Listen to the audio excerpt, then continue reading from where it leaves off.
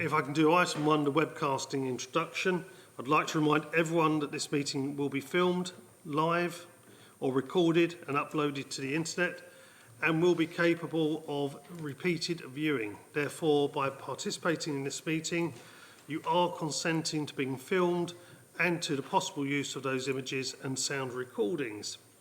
If any speakers on MS Teams do not wish to have their image captured, they should ensure that their video settings throughout the meeting are turned off and set to audio only. Members, I don't need to remind you, when you're speaking, unlike myself, turn your microphone on, and when you've finished, turn your microphone off. Now, apologies for absence this evening. None, Leader. Thank you very much. Declarations of interest. If I start by making a non-pecuniary declaration of interest on item 8, following on from last week's full council meeting, by virtue that I am a member of Essex County Council, but it's a non-pecuniary interest in this instance. I think Councillor Holly Whitbread may be the same. Thank you, Chairman. Please can I make the same declaration? Thank you. Councillor Pond. Ditto. Thank you. I don't believe we actually have to make that declaration, but it's just that I've made it at full council, so following on from that basis. Now, members, before we get going this evening, there is a change to the agenda in that the items relating to TVS and Qualis in the private session have now been taken off until they can be reorganised for next month's Cabinet meeting or the month after, in order that they can be properly advertised within our work programme. So if members could just note that. They are more reports for noting, but they will be given proper airtime when we get to the next Cabinet meeting. Chairman, could I just ask? Of course. Will they still remain in part 2 at that stage, or will they be on the public item of the agenda by then? They would be considered to be commercially sensitive, and therefore they stay on the private item. But that's purely the reason for it. Like any company, they need to be able to have their ability to report to us privately. Okay, members, moving onwards, declarations of interest. Minutes of the last meeting, can we take those as agreed? Agreed. Thank you. Are there any additional reports of portfolio holders? No? Sorry, Councillor Patel. Hi, thank you. Thank you, Chairman. So just a really quick one, really. I know for the community scrutiny meeting, we had a lot of housing policies that we spoke about, that new policies were introduced. So we've got more members here, so I just want to take the opportunity to highlight that we have introduced and listened to a lot of our tenants' feedback that we received from our tenants for social housing, and we've introduced housing domestic CCTV policy. Keen one that everyone had was pet and other animals policy as well, so we've given some guidance as to how the tenants can have their pets or any other animals they wish to keep. Parking policy for HRA, and damp and mould and any other emergency hazards policy. For damp and mould, we are doing a week beginning the 20th of October. We have damp and mould week, so a lot of the tenants will get information on how to make sure they don't end up with so much mould, or even people that don't know that they are hazardous, they'll get knowledge about that as well. So yeah, that's it. Thank you. Thank you very much. Public questions. Are there any public questions? None, Leader. Thank you. If we then move on to item 7, and we have the report of overview and scrutiny. Councillor Baldwin. Thank you, Chairman. Yes, so overview and scrutiny met on the 5th of August. As members of the Cabinet will be aware, the committee considered the call-in of the garden waste proposals and voted not to refer this back to Cabinet. And it was noted that the fee for collection would form part of the budget process. We also looked at the organisational performance, the budget monitoring provision outturn, and the community impact paper, which is on the agenda this evening as item 11. Both communities and place scrutiny have an extensive work programme this year, and the next meeting of ONS will be held on the 30th of September. And the agenda of this meeting is fairly short, because the main item actually is going to be the Q1 budget monitoring report. As always, I encourage as many members as possible to attend, as well as members of the Cabinet. I did, previous to the report, I did ask Officer Owen Sparks, because this evening we have the same first quarter budget monitoring report this evening as we do at scrutiny. So obviously, ideally, it should be the other way around, but no matter. That's fine. Yeah. Thank you, Councillor Baldwin. And a really good point that you've made there around the timetabling of financial pieces, and I think it's something for us to pick up when we're setting the calendar for the coming year, to make sure that Cabinet either falls just before or just after, so that we get the proper flow through of information. Mr. Sparks. Just for reassurance, members, we'll actually meet as officers tomorrow to look at next year's calendar. Obviously, that's something we're mindful of to try and make sure that we correct that going forward. Thank you. Councillor Murray. Thank you, Chairman. I just wanted to make a couple of comments on the overview and scrutiny function, and it's actually to reference the same meeting as the housing portfolio holder mentioned in her reports on item 5, and both of them are really positive comments. It was the Communities Committee, but because of the agenda, it had the feel of the old Housing Select Committee, but it was definitely the Communities Committee, but every item was to do with housing. And two things really impressed me. One, the new portfolio holder had read her brief very carefully and the rules, and she started by introducing every single item. So much so that I actually asked the chairman, did we have a new procedure? Because it wasn't what we've experienced in a long time. And I was politely told, well, it wasn't what we were doing, but it was what we should have been doing.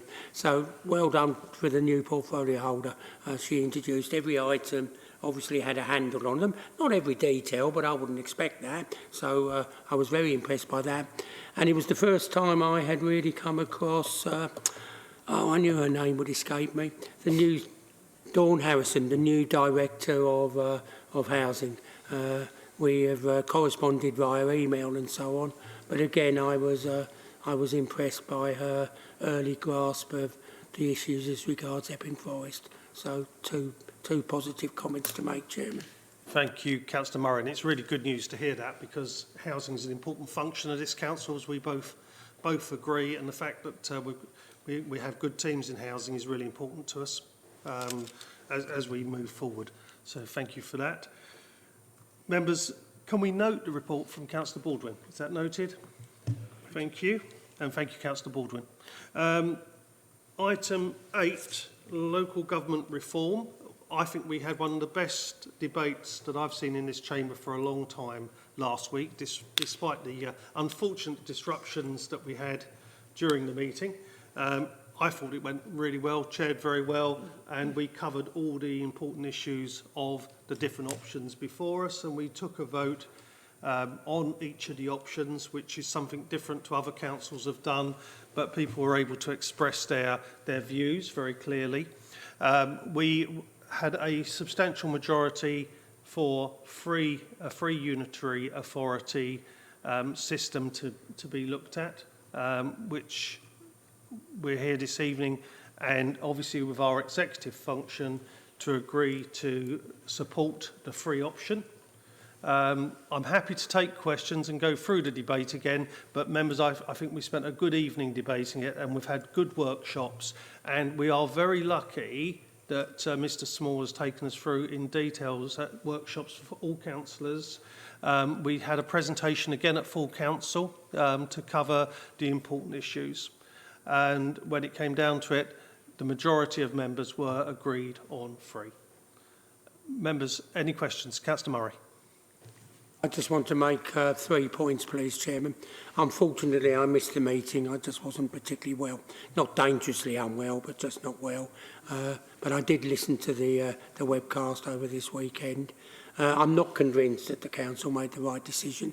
I have to say that, but I do respect the right that hopefully the Cabinet will go along with what the council decided, because that's probably only fair. But having said that, I wonder if the Cabinet would have gone along with the Council decision if they didn't agree with it. But I think the Cabinet does happen to agree with what the Council decided, though I personally don't think it's the right one. Just two adjacent issues to this that I want to make really clear about my own personal view and the feeling, if I get any feedback from local people on this, because I think despite efforts, the level of understanding of this issue is not great. And I accept that the next point I'm going to make probably lies with the government, but certainly the feedback I've had from local residents is that they would not like to see a cancellation of our third elections next year tied up into using local government reform as an excuse.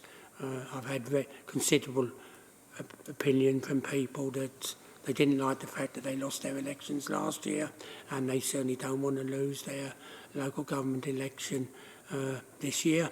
And the other point that I've had made by people, but I also feel very strongly about, is whatever local government reform we end up with, the locality moves within those larger authorities is what's really essential. And we need to just keep on repeating that.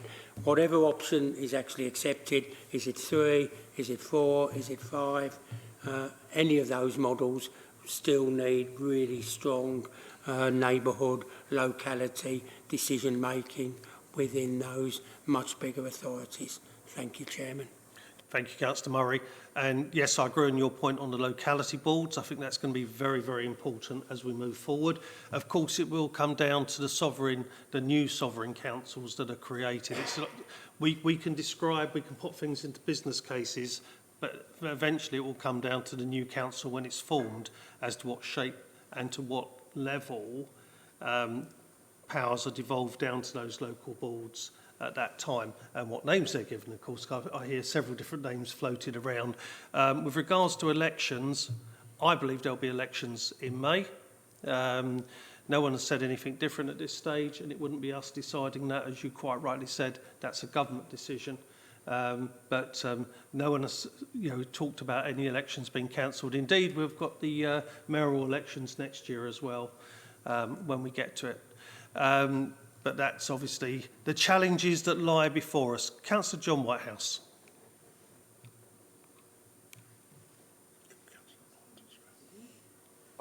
Yeah, thank you.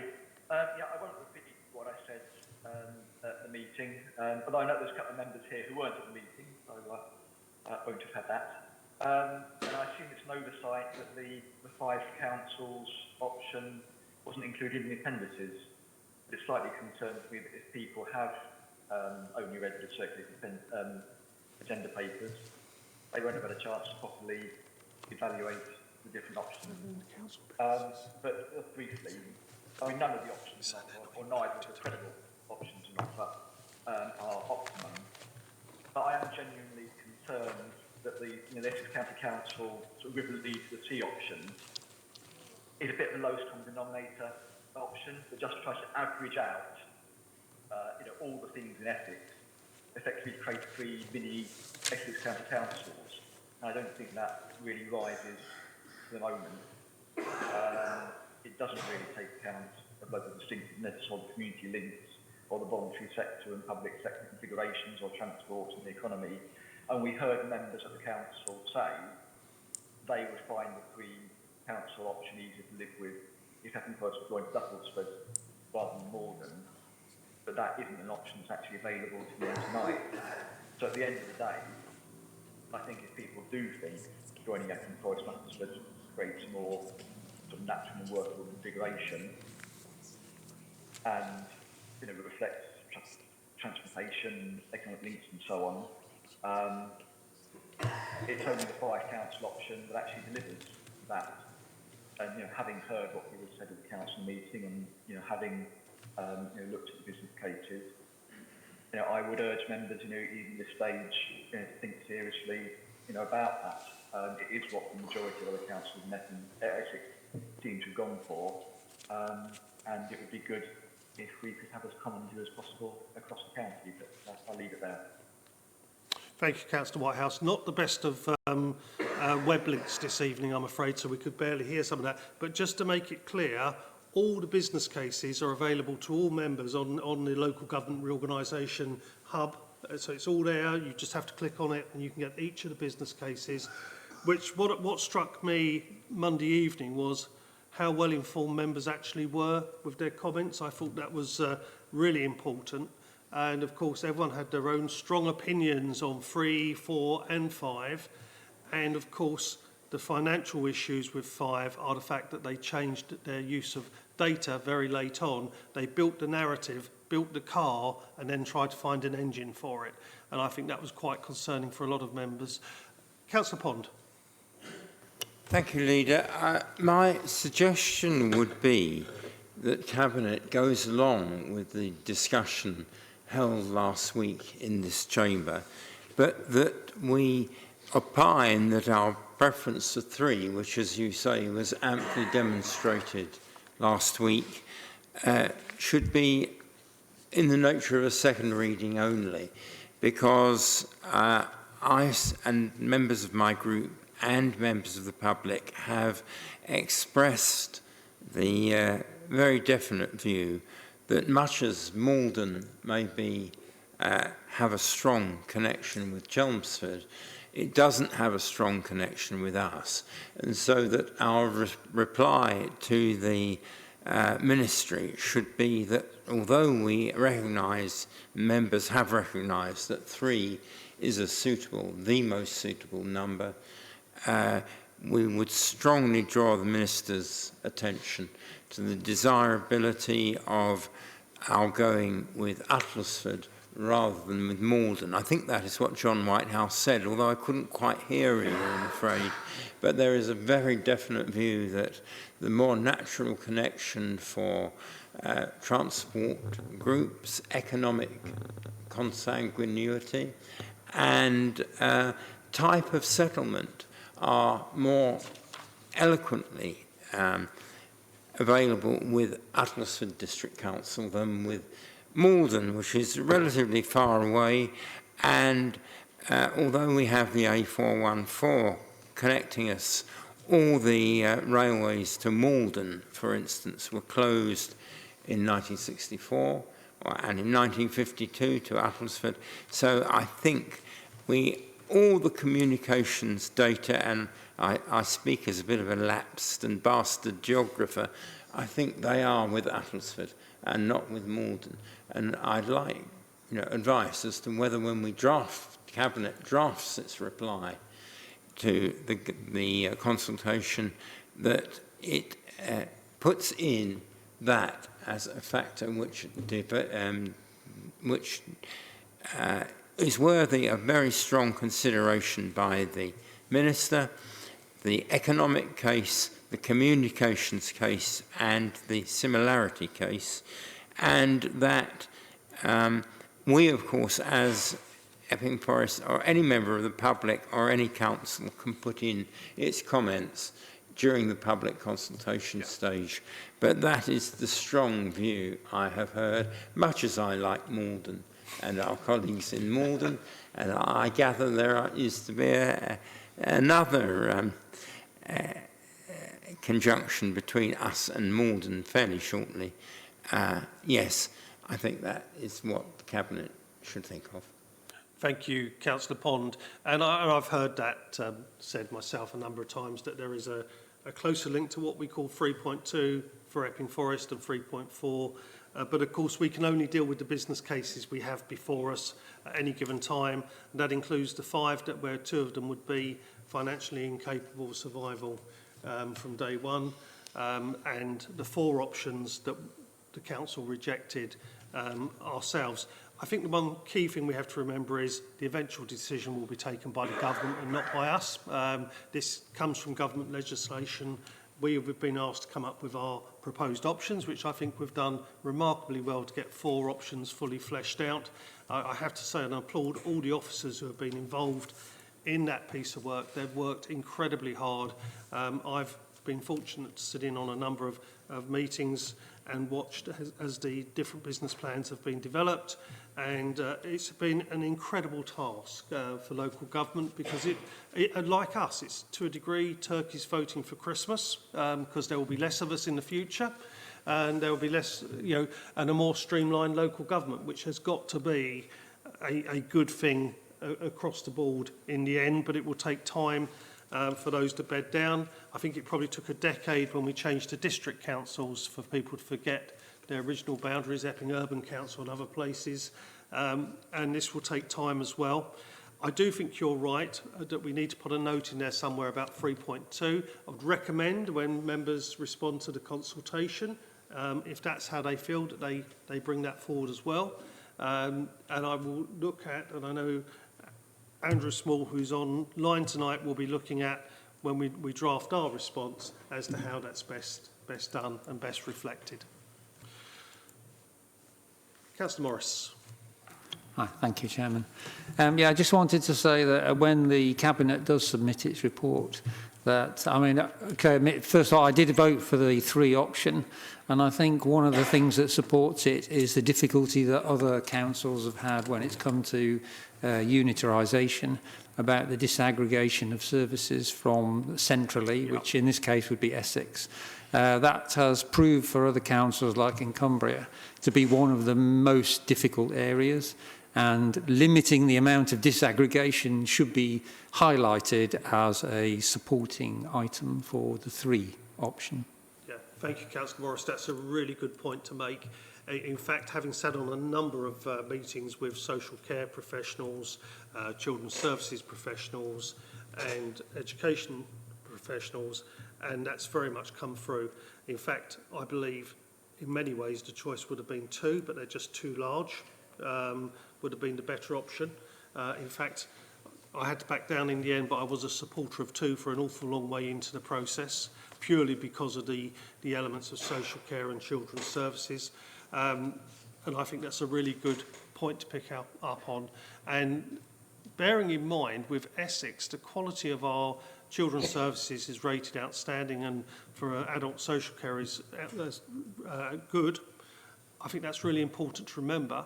And whilst the cost of those services is rocketing at the moment and has been rocketing for a period of time, we are still relatively low cost in comparison to others, including the 2 smaller unitaries in Essex. So I think it's really important to take that into account.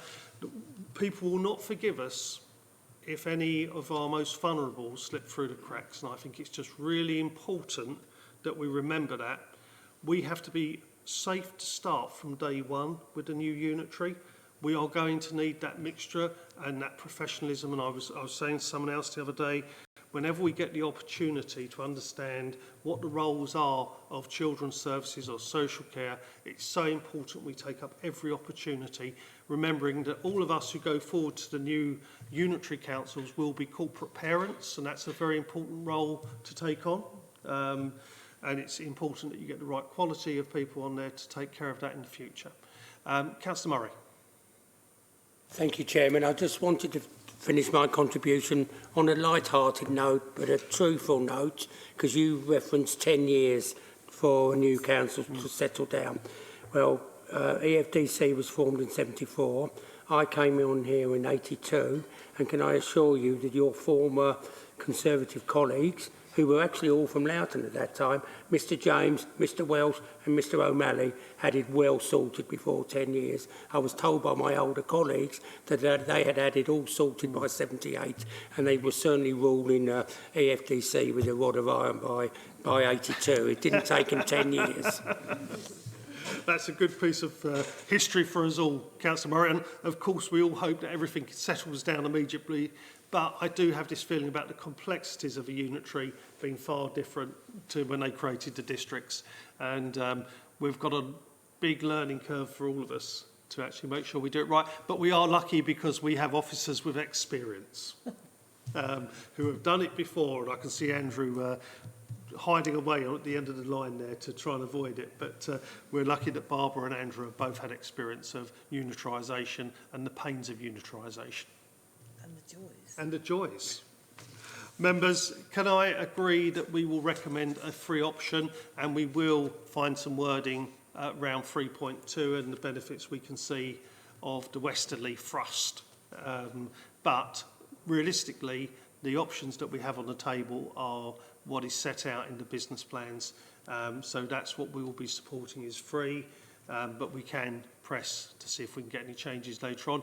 And of course, we recognise at the end of the day, the final decision is of his government, the government. So that's where we stand. Members, can I take that as agreed? Agreed. Thank you.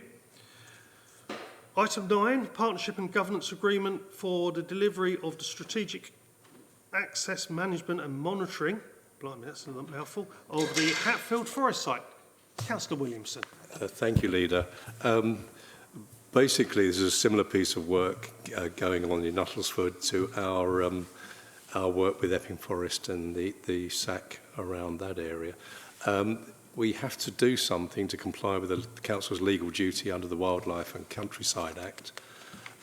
Basically, it's an 11.1 kilometre boundary from the forest, which catches part of the east of Harlow site. So it's a very minor part of our district that is affected. I attended a meeting at Uttlesford where the National Trust and Natural England presented to Uttlesford Council members that turned up, and around the governance.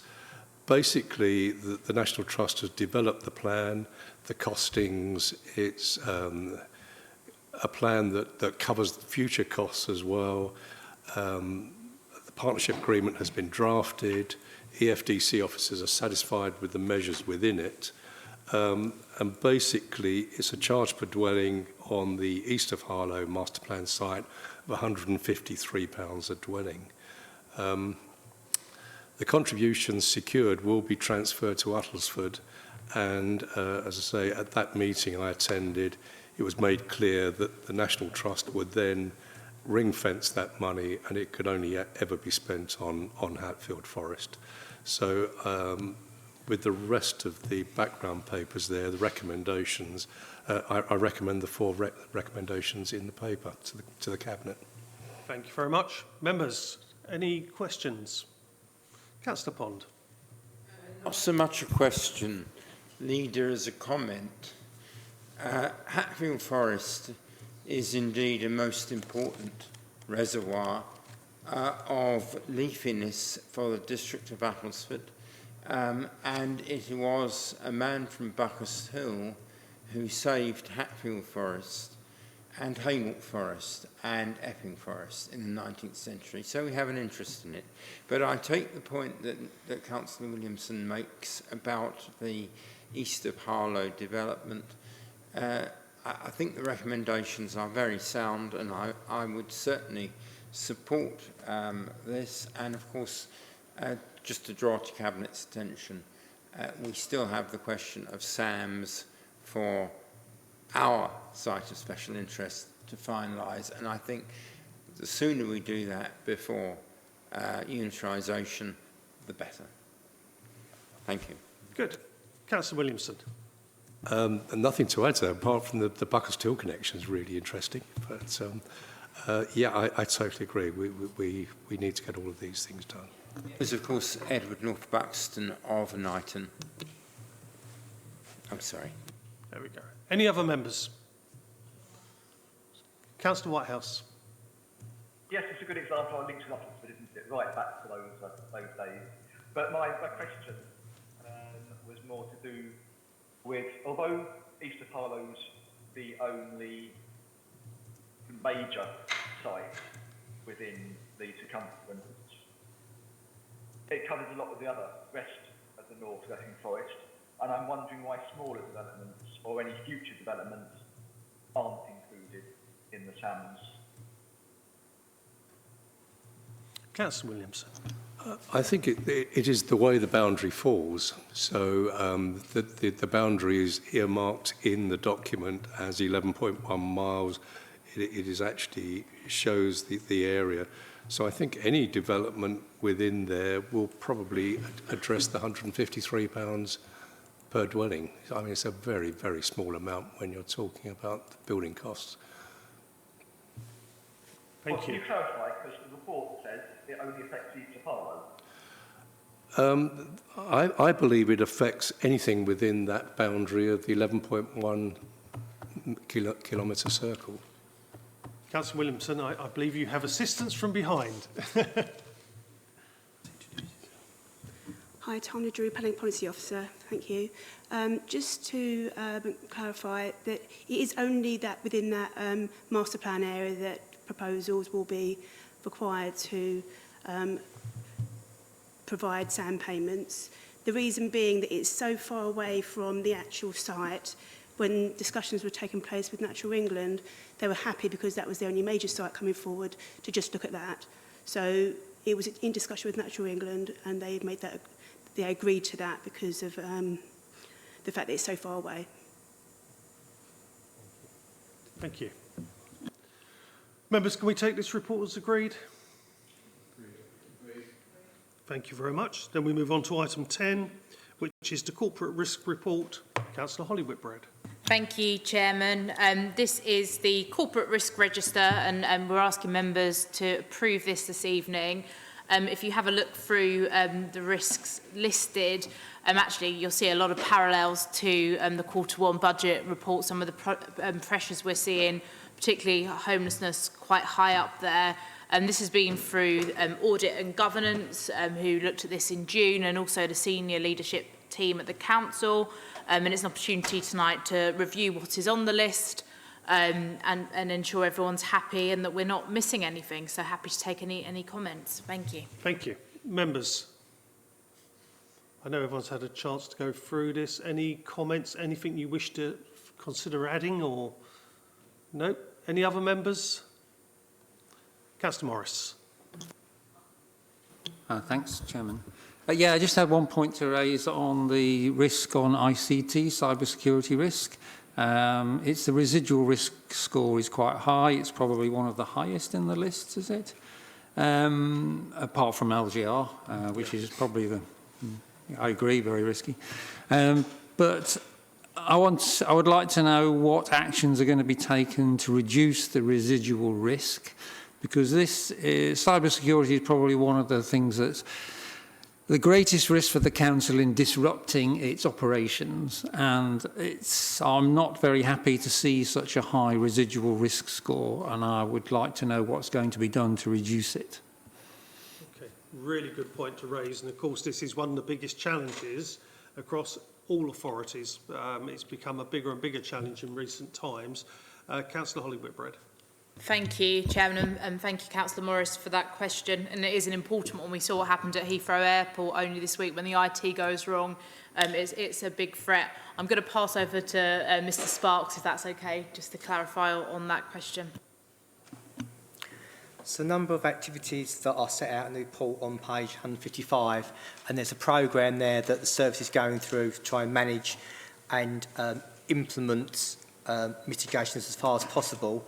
I would say it's an ever-evolving beast. As we do things, things change, technology changes, so it's something we continue to look at and review regularly. I'd like to say we could get the residual risk down, but I think it's unlikely to ever go amber, just because it is a constant threat, and those threats are changing and evolving all the time. But it's obviously something we're working towards. We have external assessments on our security to make sure it's as robust as it can be. The team's continually reviewing it. We will keep an eye on it, but I think it will be a red risk for the foreseeable future, just because of the nature of the beast, really. Councillor Morris, are you happy with that response for now? Yeah, I'd like to see more of a commitment to reduce it, actually. And I accept that it's a difficult thing to manage, but other companies are working very hard to reduce that risk, and there are ways of doing it. So I would like to see something a bit more concrete. Yeah, that would be my response. Yeah, maybe worth taking it, some form of report to a select panel for members to look at it in more detail at some point. Would that be sensible? No, it's not my gift to say that, but it's down to members. No, it sounds sensible, though, yeah. I don't want Councillor Murray telling me off. Thank you. Any other members? So if we take... Councillor Whitehouse. Yeah, I just thought it would come in on this because it's also considered at the September meeting or a version of this of audit and governance. And there were three things that members did look at in particular.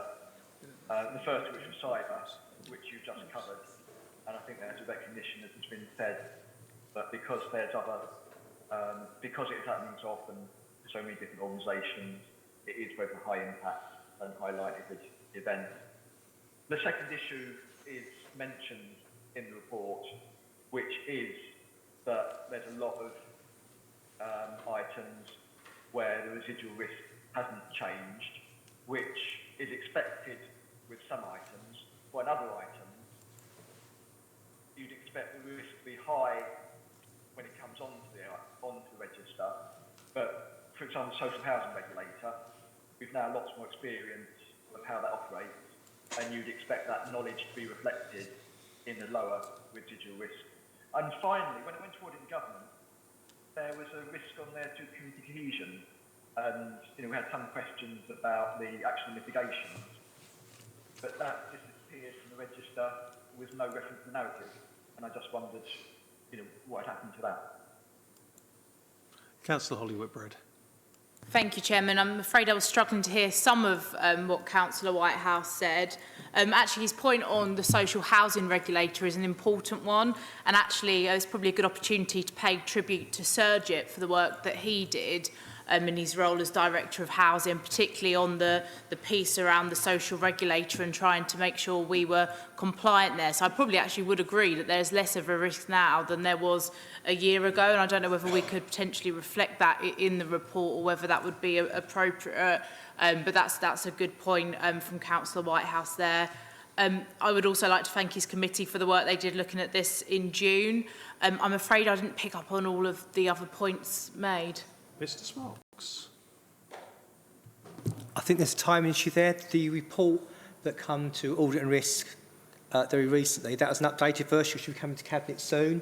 And just to update the Cabinet, we did add another risk, community cohesion, to that report, which will come to the next meeting round to Cabinet to consider.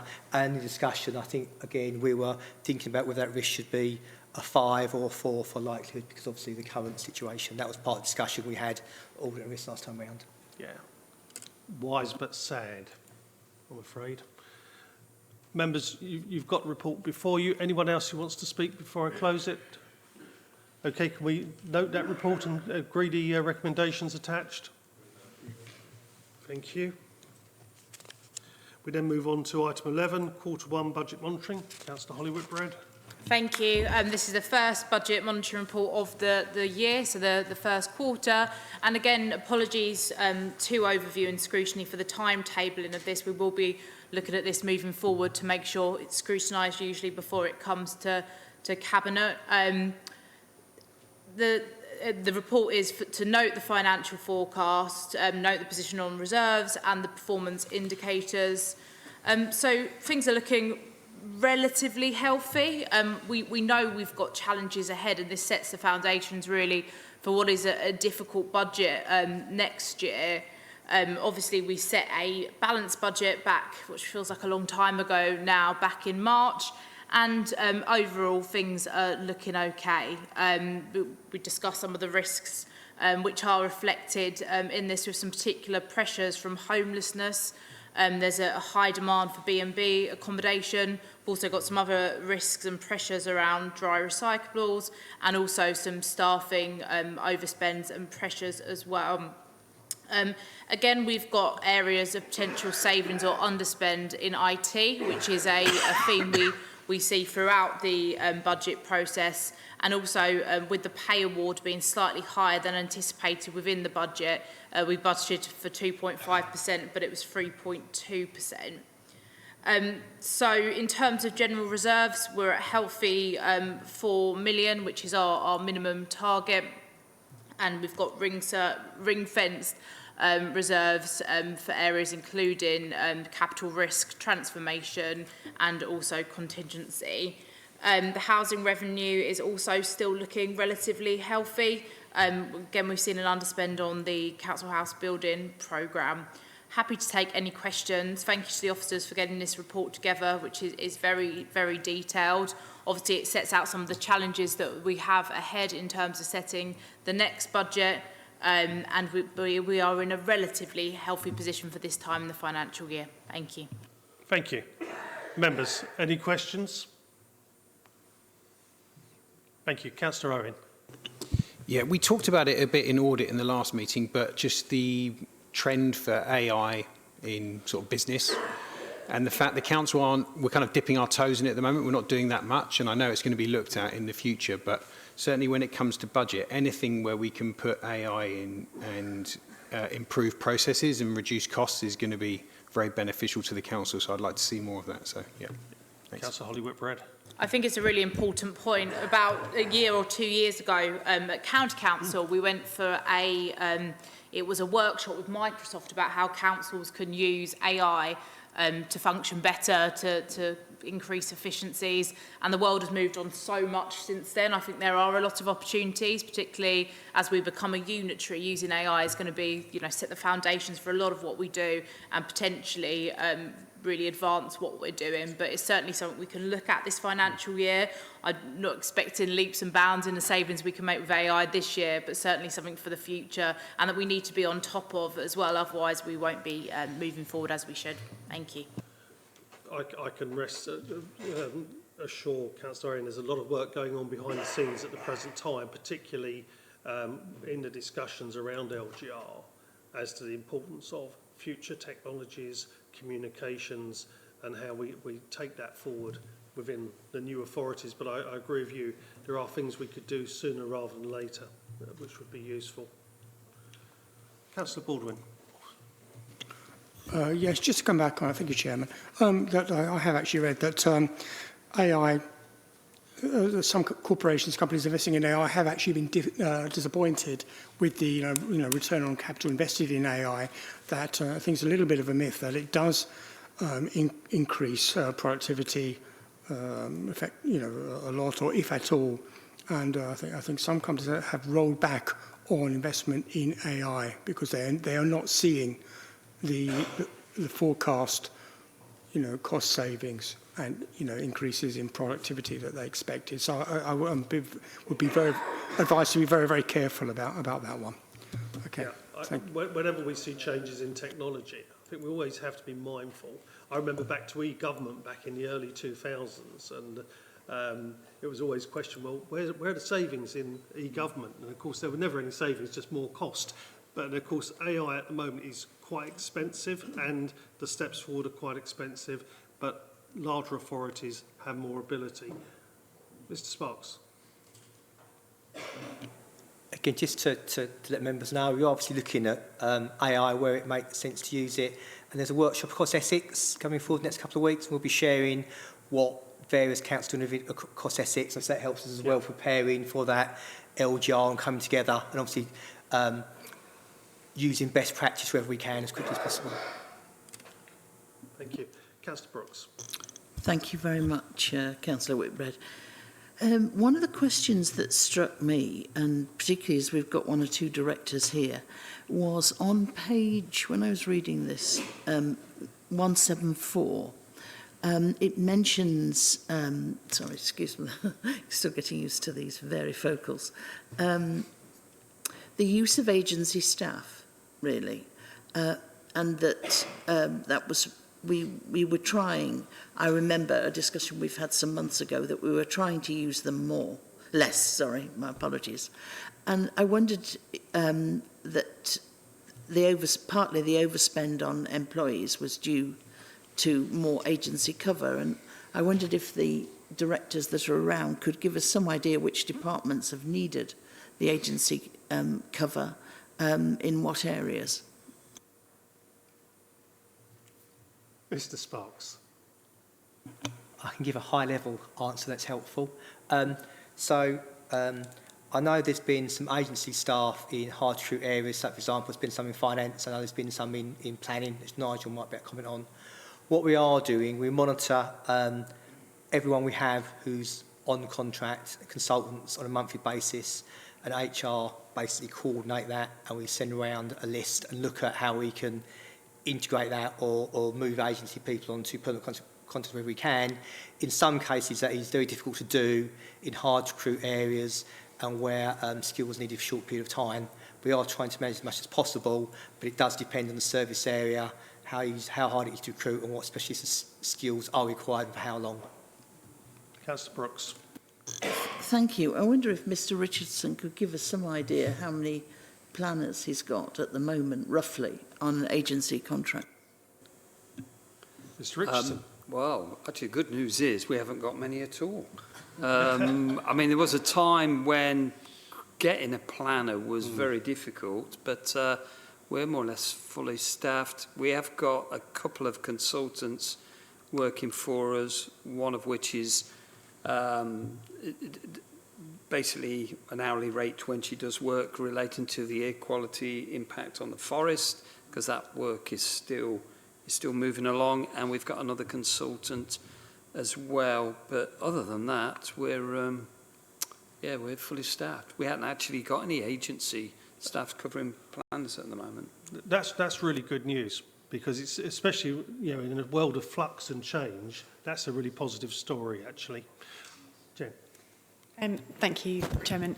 Just to expand on that, we started doing an exercise probably at the start of this calendar year, actually, as Owen says, looking at our use of agency staff and on a monthly basis. And we did task managers to reduce that quite significantly.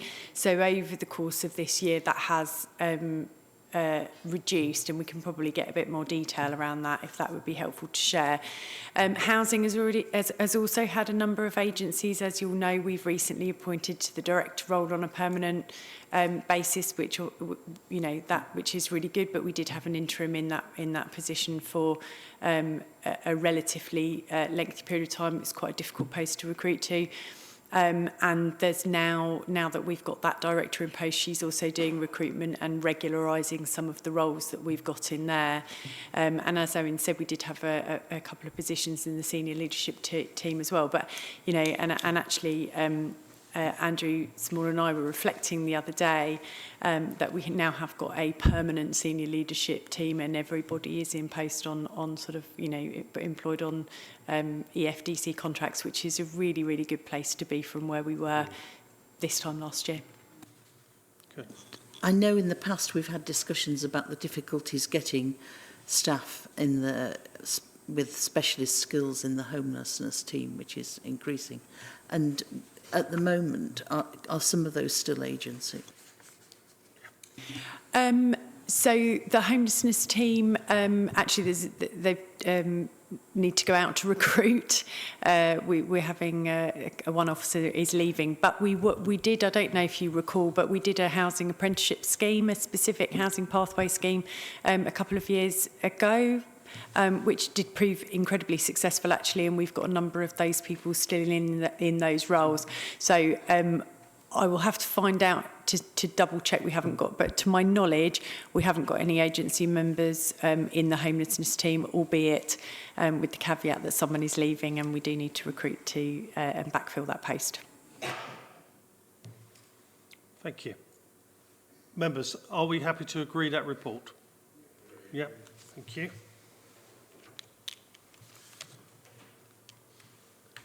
We then move on to item 12, any other business, which there is one piece that comes under the requirement to exclude the public and press. So item 13 is to consider whether under section 100 (A) 4 of the Local Government Act 1972, the public and press should be excluded from the meeting for the items of business set out below, which is Northfield Airfield Market, on grounds that they will involve the likely disclosure of exempt information as defined in the following paragraphs of Part 1 of Schedule 12A of the Act, as amended, or are confidential under Section 100 (A) 2. So it's item 17, and it's the Northfield Airfield Market, and this is brought forward as a matter of urgency to this committee. Members, are you happy for me to exclude the public and press? Yes? Thank you.